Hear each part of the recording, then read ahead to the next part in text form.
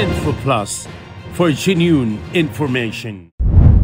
Namaste and welcome to a special edition of InfoPlus with me, Rebecca Chetri, on Himalaya TV. Today we bring you an extraordinary moment in Nepal's diplomatic calendar. The visitor of 22 ambassadors from European Union members states as part of the EU joint mission. The collective presence highlights the European Union's deep and broad engagement with Nepal's relationship rooted in shared values, development, cooperation, cultural heritage, and people-to-people connection.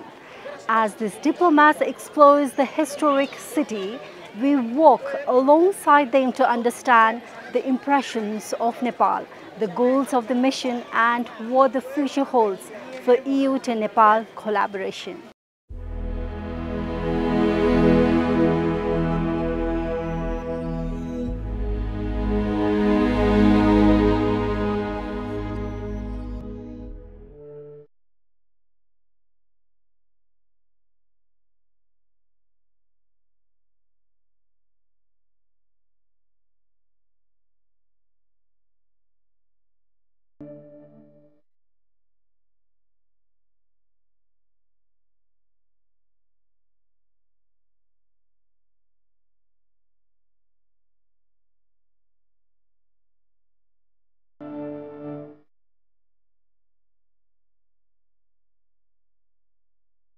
Heads of mission from European Union member states, both resident in Kathmandu and aggregated from New Delhi, undertook a joint mission, reaffirming the EU's collective commitment to its long-standing partnership with Nepal.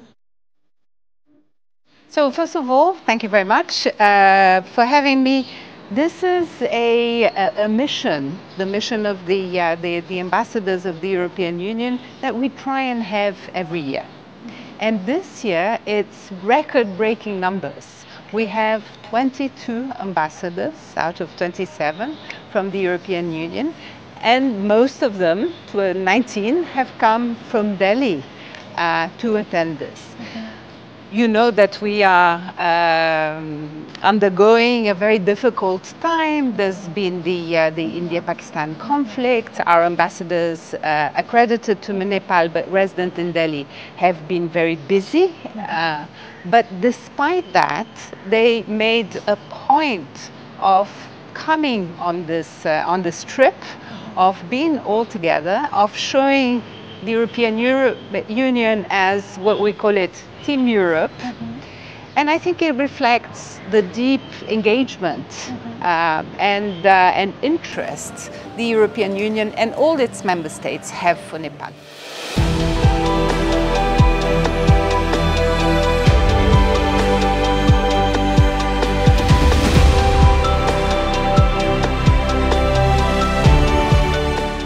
The mission commenced with a strategy briefing at the EU delegation in Kathmandu, led by Her Excellency Veronica Lorenzo, Ambassador of the European Union to Nepal. So we have a pretty intense program for 3 days, Monday, Tuesday, Wednesday. We have met already the Prime Minister and the Foreign Affairs Minister, and the EU ambassadors will be meeting a range of stakeholders. So we will be meeting the private sector, we will be going to Incessant Train, that is a very successful animation company, and really reflects how successful the ICT sector is being in Nepal.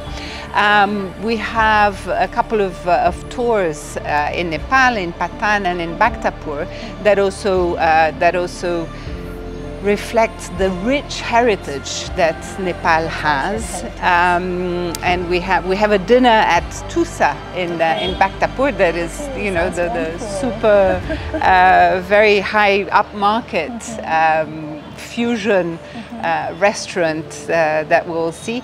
And I think this is also to expose, we will go and see the Nepali Electricity Authority, because we're very strong investors in renewable energy.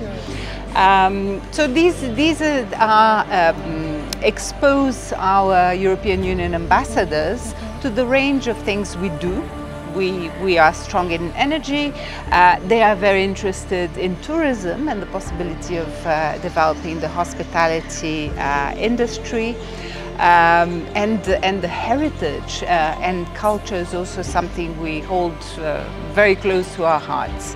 So it's a mix of business and fun, but it will give the European ambassadors a good idea of the amazing potential that Nepal has.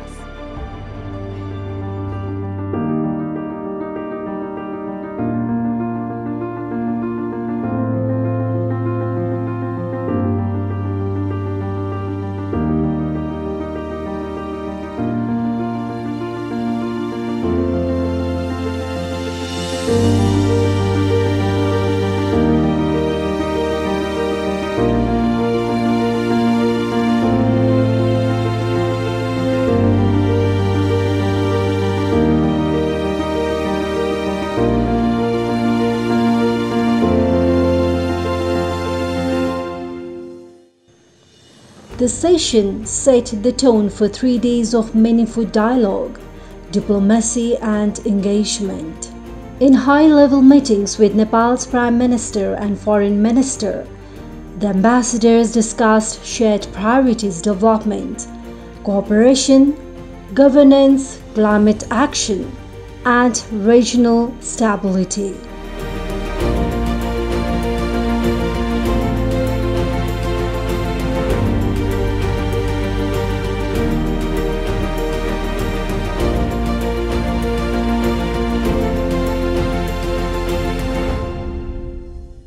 Petrified by the beauty, you know, and I think it's incredible. It's not just one square, it's a whole town. And it makes me understand how Nepalis are proud and should be proud of their history and heritage, and we will just come to enjoy it.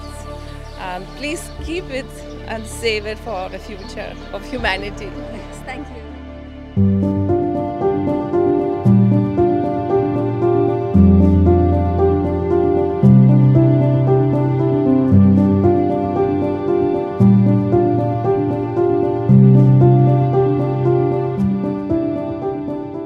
Beyond politics, the EU delegation immersed itself in Nepal's rich cultural heritage with a visit to the ancient city of Patan, followed by a traditional lunch.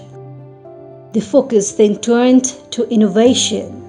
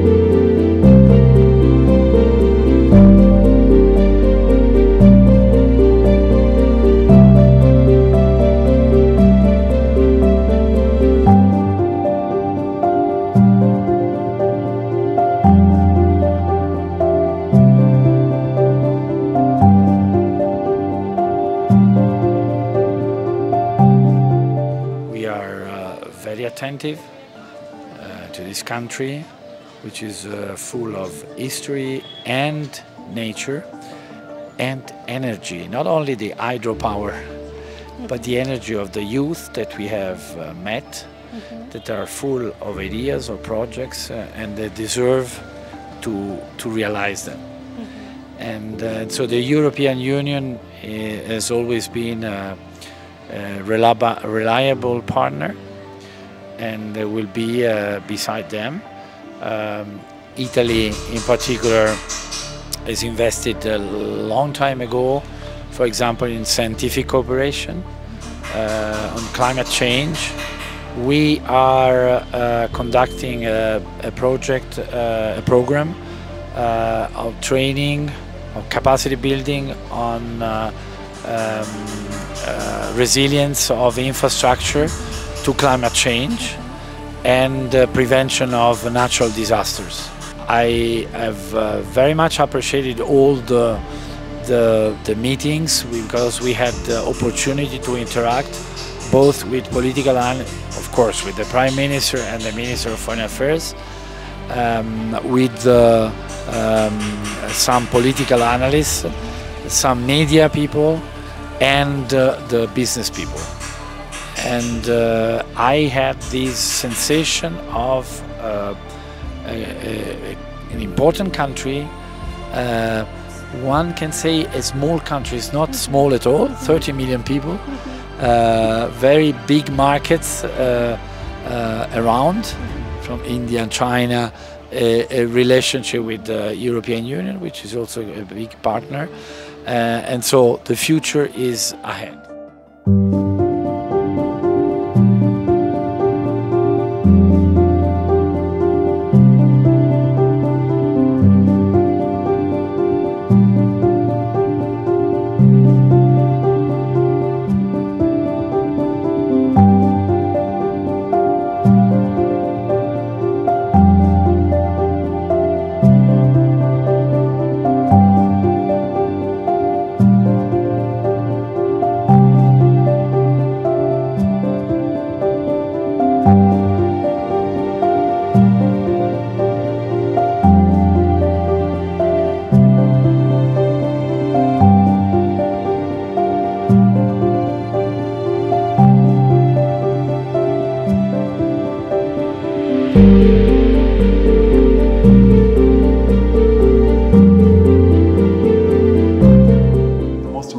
To say is that 21 ambassadors took part.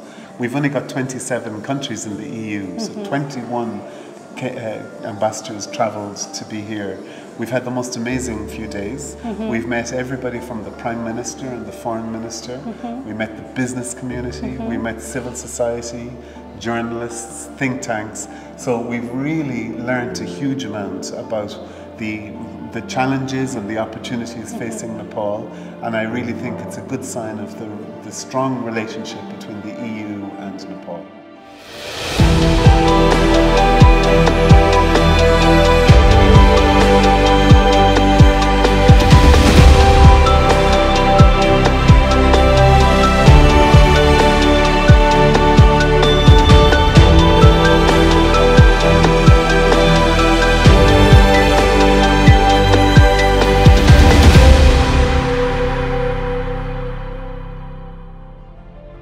Well, I'm really happy that this decision by Irish Aid coincides with my visit to Nepal.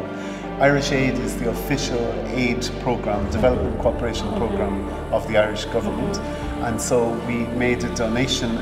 Today I announced a funding of 520,000 euros, which is more than €500,000, to two local NGOs that are partners with Irish NGOs, and they're doing very important work in rural parts of the country around disaster resilience, climate proofing, and so supporting the livelihoods of people. So I think to me it's a very important signal of the strong relationship that exists between Ireland and Nepal.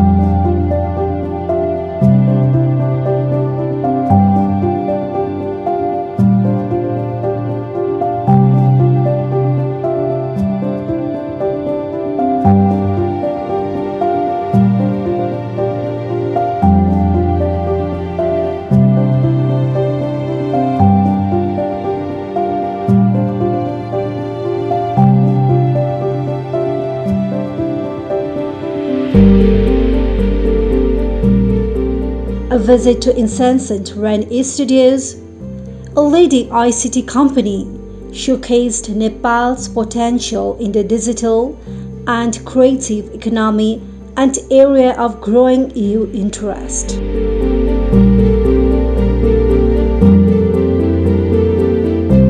A visit to the Nepal Electricity Authority's Load Dispatch Center highlighted the EU's continued support for Nepal's green energy, transactions, and infrastructure development.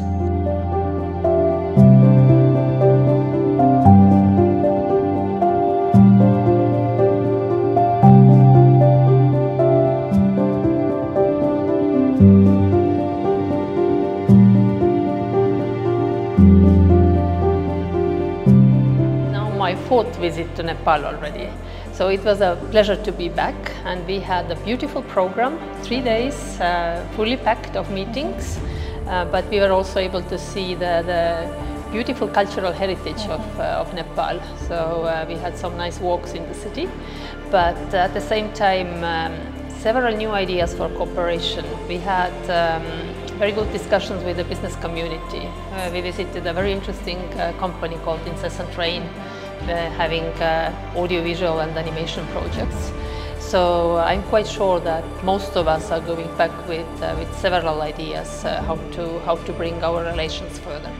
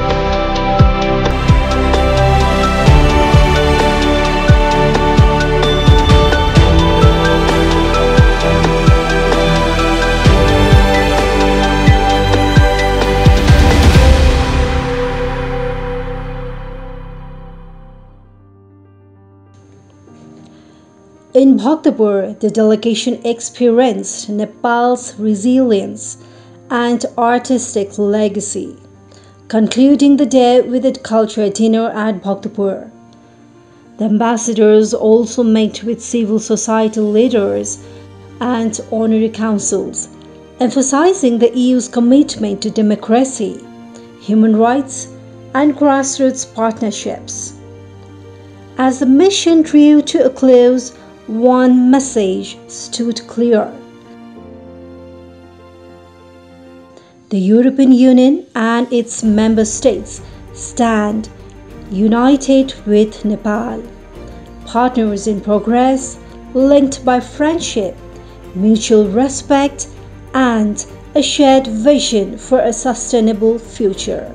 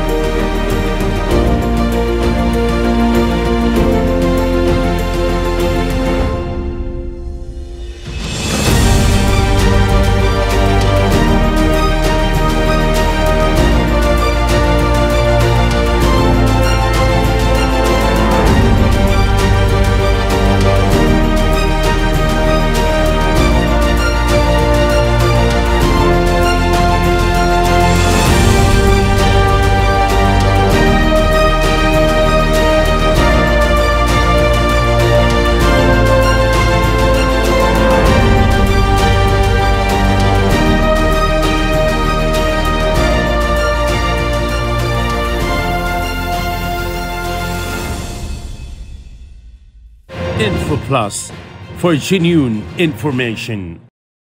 We have just witnessed a meaningful chapter in the story of EU to Nepal relations. The EU joint mission is more than a diplomatic visit. It's a strong message of partnership, solidarity and shared purpose. From heritage preservation to sustainable development and from cultural exchange to long-term cooperation. The European Union continues to stand with Nepal on its journey forward. Thank you for joining us on Info Plus on Himalayan TV. I'm Rebecca Chetri and we'll see you again with more insight and stories that connect Nepal with the world. Namaste and goodbye. Info Plus for genuine information.